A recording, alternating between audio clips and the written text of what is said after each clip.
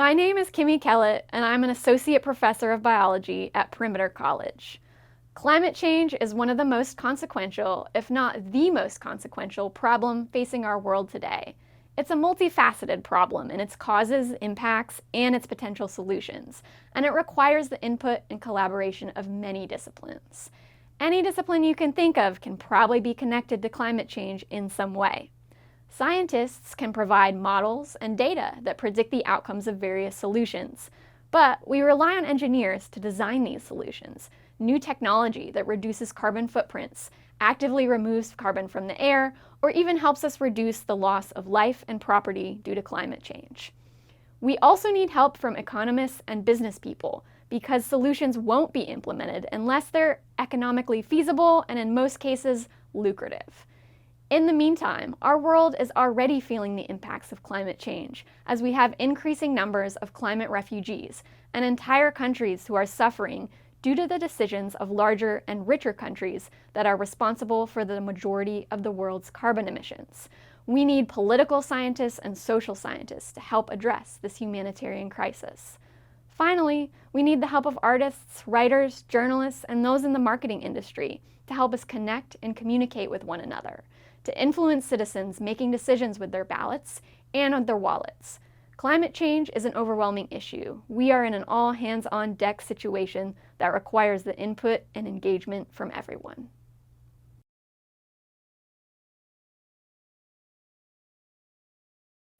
As Perimeter College faculty, I don't have an active research lab, but I do work with students in my introductory biology course to help measure the work our campus trees are doing to remove carbon from the air.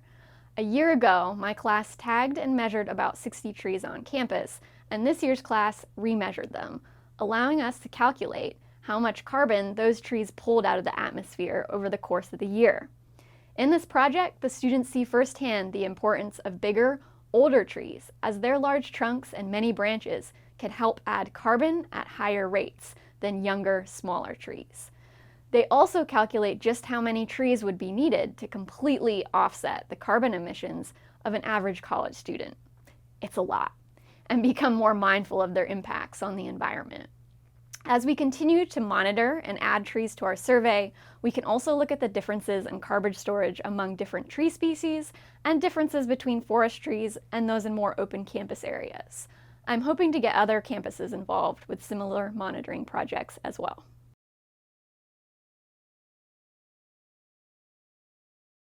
You may have heard Atlanta referred to as the city in the forest because we have more tree coverage than most other metropolitan areas. Almost half of Metro Atlanta is covered in trees, and incredibly, we even have some old-growth forests, which means they have been standing undisturbed and uncut by humans for at least 120 years. These trees don't just make our city beautiful, but they're actively working to mitigate the effects of a changing climate. Trees literally grab carbon from the atmosphere and use it to add growth to their trunks and branches, keeping it there for hundreds of years and out of the atmosphere. They're our most environmentally friendly and cost-effective tool at removing carbon dioxide from the atmosphere, and the more we have, the better off we are. In addition, they provide shade, which is super important as the temperature warms, not only because they keep us comfortable outside, but they reduce the need for air conditioning in houses and buildings, reducing utility bills and use of fossil fuels. All this said, the reputation of Atlanta as city in the forest is under threat as development of our city continues. Old neighborhood trees are cleared for new housing developments. Forests are being cleared for warehouses, commercial properties, and controversially, a huge new police training facility. Fortunately, there are many local and statewide organizations working to protect Atlanta's existing trees as well as add more. And you can get involved in many of these organizations through volunteer work, advocacy, internships, and other job opportunities. Trees Atlanta is the organization that most people are familiar with, but smaller organizations such as South River Forest Coalition and Eco Addendum also provide opportunities for folks to get involved.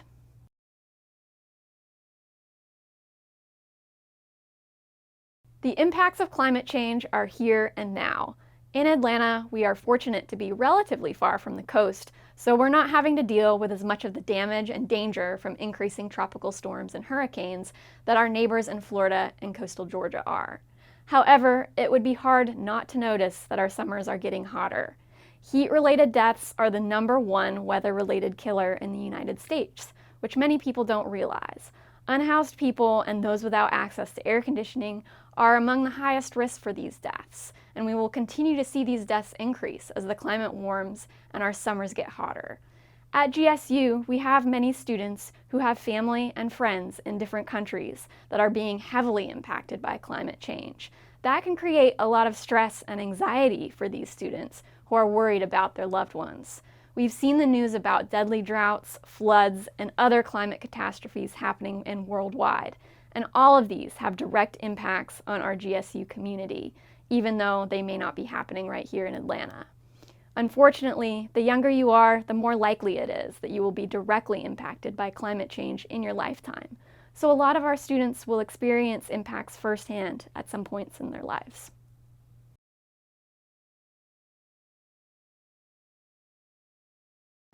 Climate change is one of those problems that seems so big, so complicated, and so terrifying that it can make us feel, as individual people, pretty powerless.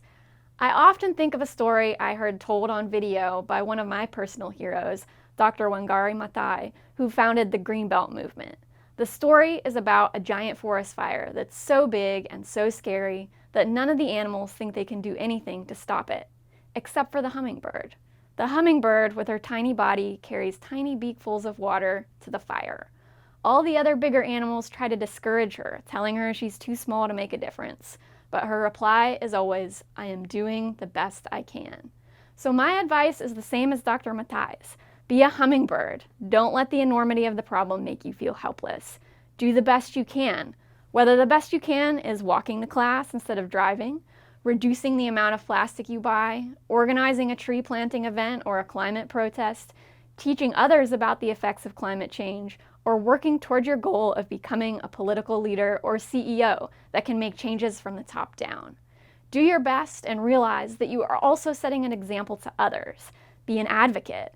Everyone with access to the internet yields the incredible power and responsibility of teaching an audience of hundreds, thousands, or even hundreds of thousands. So speak up for the planet in whatever platforms of communication you use. You can impact so many others through your words and actions. The stranger sitting next to you on a plane or the person watching your TikTok video might be running for Congress someday.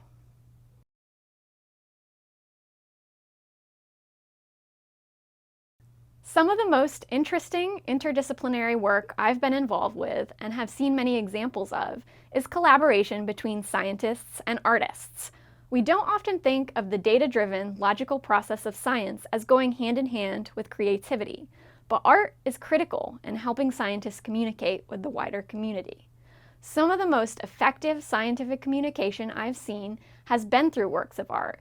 Visual arts and performing arts can reach people in a way that graphs, scientific papers, and even the most eloquent scientific presentation cannot. People don't respond emotionally to graphs. They respond emotionally to music, paintings, photographs, poetry, dance, and this emotional response is what moves people to care and take action. It's necessary for scientists to actively pursue connections and collaborations with artists, or tap into their own artistic potential if we want people to care about environmental issues.